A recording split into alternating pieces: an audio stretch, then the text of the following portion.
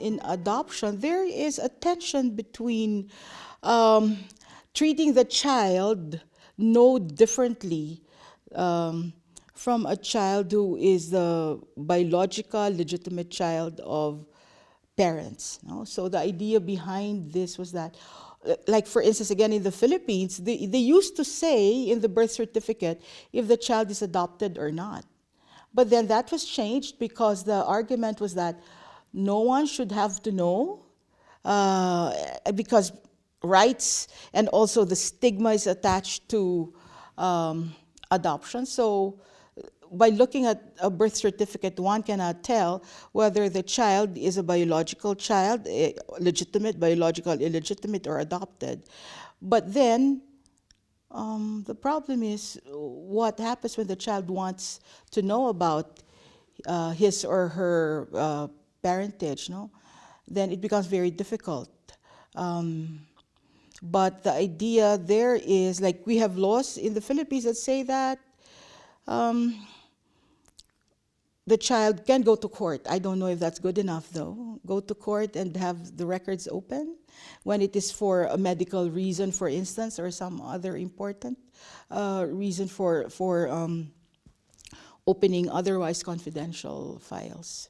Another risk is in simulation of births because, for instance, again, my example is the Philippines, from where I come, where because of the stigma attached to adoption, people do the shortcut. So, and what they do is, for instance, enter the hospital pretending to be using the name of another woman, and this is the name of the woman who will eventually be the social mother, the one who will carry out the responsibilities as a mother.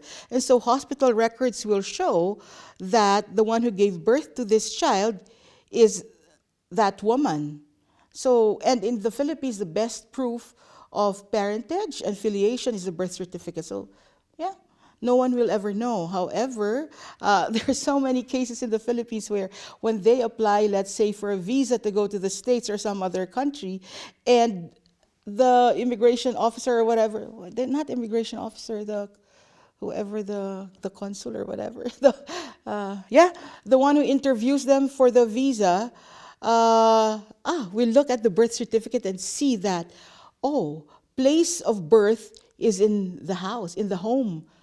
That's usually a telltale, no? And it's at the home, and if the woman is a bit older than usual, like 50 years old, and it's a home birth, they get suspicious, and they require a DNA test. Yes, so they're found out. So that, and we call that simulation of birth, where you don't go through an adoption process, but you have all the documents that show that you're the parents of the child. But you mess you play around with public documents, and then you distort information about the child's identity and heritage.